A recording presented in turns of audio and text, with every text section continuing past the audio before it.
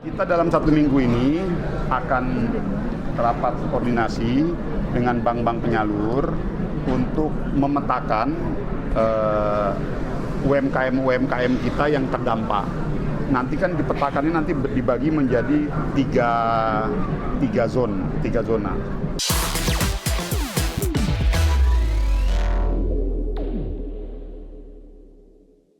Menteri Usaha Mikro Kecil dan Menengah memastikan pemerintah akan menghapus utang kredit usaha rakyat atau KUR bagi masyarakat yang terdampak bencana banjir dan longsor di Sumatera. Menteri UMKM Maman Abdurrahman memastikan pemerintah akan berkoordinasi dengan bank-bank penyalur KUR guna membahas skema penghapusan utang kredit untuk para korban bencana pekan ini. Adapun langkah ini dilakukan untuk memetakan sejumlah kriteria yang akan dihapus kredit usaha rakyatnya, termasuk melihat dampak bencana baik permanen atau semi permanen. Saat ini pemerintah masih fokus pada penanggulangan bencana yang dilakukan Badan Nasional Penanggulangan Bencana, sementara rencana penghapus utang KUR akan dilakukan untuk pemulihan ekonomi. Kita dalam 1 minggu ini akan rapat koordinasi dengan bank-bank penyalur untuk memetakan UMKM kita yang terdampak. Nanti kan dipetakannya nanti dibagi menjadi tiga zona. Yang terdampak secara permanen, yang terdampak secara semi permanen, dan ada beberapa. Contohnya misalnya ada UMKM yang sudah terdampak secara permanen misalnya ya, karena betul-betul bisa ini rumahnya hancur, tempat usahanya hancur. Nah ini kan kita harus pikirkan. Nah langkah-langkahnya akan kita rumuskan, namun yang terpenting yang mau saya kasih tahu kan sekarang BNPB dan institusi terkait sedang fokus pada penanggulangan bencananya. Kalau kami masuk kepada pemulihan ekonomi, jadi penanggulangan. Kementerian Koperasi bakal menjadikan Koperasi Desa Kelurahan Merah Putih, di mana akan dijadikan sarana perkuat kedaulatan pangan nasional. Hal ini lantaran Kopdes Pajak memutus rantai pasok yang panjang dan juga mahal. Menteri Koperasi Ferry Juliantono memastikan kehadiran Koperasi Desa Merah Putih bakal memotong rantai pasok yang panjang dan mahal sehingga nilai tambah dapat dirasakan langsung kepada produsen dan masyarakat desa. Ferry memastikan pembangunan 80.000 Kopdes Merah Putih melalui kegiatan bisnis dapat mendorong kedaulatan dan kemandirian pangan dan energi nasional. Ferry menyontohkan dengan adanya industri pasca panen padi, nantinya hasil panen akan dikeringkan melalui alat dryer di satu tempat hingga siap dijual. Hal ini nantinya juga akan dilakukan hasil pertanian dan perikanan lainnya.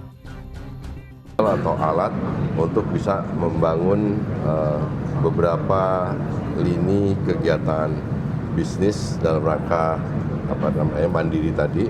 Pertama harus muncul industri untuk pasca panen, karena sekarang gabah kering panen petani kita harus dikeringkan melalui alat namanya dryer. Menko menambahkan terdapat 3 fungsi Kopdes Merah Putih. Pertama sebagai penyalur dan penjual barang-barang kebutuhan pokok dan kebutuhan sehari-hari. Dan ketiga sebagai instrumen yang paling terbawah. Dan ketiga sebagai instrumen yang paling terbawah untuk bisa mengefektifkan seluruh kegiatan pemerintah pusat. Dari Jakarta, di Firmansyah, Tim Liputan IDX Channel. Pemirsa, jelang Natal dan Tahun Baru, harga kebutuhan pokok mulai meroket. Di sejumlah daerah, harga cabai bahkan kini naik dari Rp40.000 menjadi Rp100.000 per kilogram.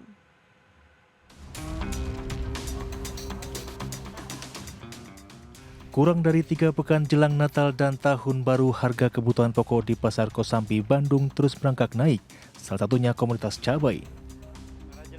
Harga cabai rawit merah yang sebelumnya hanya Rp40.000 meroket hingga Rp100.000 per kilogram. Sementara harga cabai rawit hijau naik menjadi Rp80.000 dari sebelumnya Rp40.000. Harga sayuran di pasar melonjak naik.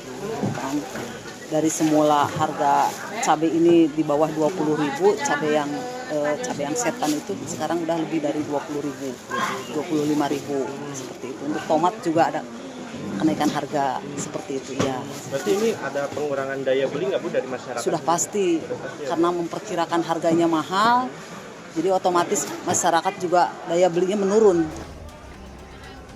Kenaikan harga cabai juga terjadi di pasar tradisional Kota Pasuruan, Jawa Timur. Sejak sepekan terakhir, harga cabai rawit merah merangkak naik dari Rp45.000 kini menjadi Rp90.000 per kilogram. Sedangkan harga cabai rawit hijau naik dari Rp30.000 menjadi Rp60.000. Selain cabai, harga bawang merah juga ikut mengalami kenaikan menjadi Rp80.000 dari sebelumnya Rp60.000 per kilogram. Diperkirakan kenaikan harga sejumlah komoditas pasar ini akan terus berlanjut hingga perayaan Natal dan Tahun Baru. Para pedagang menunggu kenaikan harga terjadi karena cuaca ekstrim di Indonesia. Dari Bandung, Jawa Barat dan Pasuruan, Jawa Timur, Ervan David, JK Pasuruan, Tim Liputan IDX Channel. Pemirsa, PT Impact Pratama Industri Tbk atau IMPC kembali menerbitkan saham baru melalui skema private placement untuk memperkuat struktur permodalan perusahaan. Dari aksi ini, IMPC berhasil mengamankan pendanaan sekitar Rp100 miliar. IMPC resmi menerbitkan 38,5 juta saham baru dalam rangka penambahan modal tanpa hak memesan efek terlebih dahulu. Seluruh saham tersebut memiliki nilai nominal Rp100 per saham dan sepenuhnya diambil oleh Kadar Investment PT Ltd. Corporate Sekretari IMPC Lenggana Linggawati menyebut harga pelaksanaan ditetapkan Rp2.600 per saham, sehingga perseroan meraup dana segar sekitar Rp100 miliar. Harga pelaksanaan ini tercatat lebih rendah dibandingkan harga IMPC di pasar reguler, namun jauh lebih tinggi dari harga penambahan modal tanpa hak memesan efek terlebih dahulu awal, senilai Rp810. Saat ini saham IMPC berada di level Rp3.800 per saham, atau telah menonjak hampir 1000% sejak awal tahun. Setelah penerbitan saham baru, total saham beredar meningkat menjadi 54,9 miliar lembar, dan seluruh pemegang saham lama ikut mengalami dilusi, termasuk pengendali PT Harimas Tunggal Perkasa yang turun dari 40,13% menjadi 40,11%.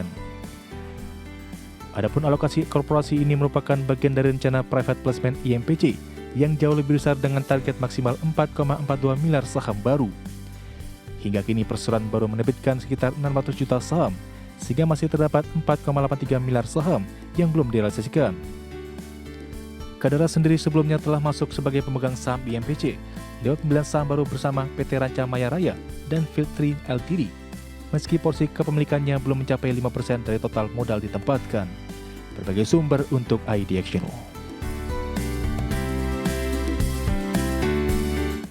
PT Abadi Lestari Indonesia Tbk optimistis mampu menorehkan pertumbuhan pendapatan hingga double digit pada tahun 2026. Manajemen menyatakan optimisme tersebut didukung ekspektasi peningkatan utilitas pabrik setelah mendapatkan dana segar lewat aksi IPO. Emiten eksportir sarang burung walet PT Abadi Lestari Indonesia Tbk optimistis mampu menorehkan pertumbuhan pendapatan yang signifikan hingga double digit pada tahun 2026. Direktur Keuangan PT Abadi Lestari Indonesia Tbk Dwi Adi Prastian Hadi menjelaskan bahwa optimisme itu didukung ekspektasi peningkatan utilitas pabrik setelah mendapatkan dana segar lewat aksi penawaran umum perdana saham di Bursa Efek Indonesia. Adapun perseroan menyatakan saat ini utilisasi pabrik belum sampai 50% dan diharapkan dengan adanya penambahan dana melalui IPO, perseroan dapat meningkatkan produksi di atas 60%. Sementara itu menyambut tahun 2026, perseroan menargetkan pendapatan dapat tumbuh hingga double digit. Bahkan omset yang ditargetkan perseroan mencapai Rp600 miliar pada tahun depan. Ke depan kami akan terus melangkah dengan semangat besar, optimisme dan tanggung jawab besar, dengan terus memperkuat tata kelola perusahaan yang baik, menjaga kualitas serta mutu produk, memperluas jangkauan pasar, dan membawa misi besar untuk menjadikan perseroan sebagai pelaku industri kesehatan termuka di Indonesia untuk dunia. Sejak hari ini nanti, perusahaan berkode saham RLCO adalah milik publik, milik masyarakat, dan menjadi bagian dari visi besar kita bersama. Tidak hanya itu, ekspektasi pertumbuhan juga diharapkan terjadi pada tahun ini. Per akhir 2025, perseroan berharap mencatatkan laba bersih mencapai Rp35 miliar, yang berarti potensi peningkatan hingga 49% year on year dari periode yang sama di tahun 2024. Ekspansi perseroan ke sejumlah pasar baru di luar negeri juga diyakini akan menjadi penopang pendapatan dan laba pada 2026. Setidaknya terdapat 4 negara baru yang akan diekspor pada 2026 seperti Thailand, Vietnam, Amerika Serikat, hingga Filipina. Berbagai sumber IDX Channel.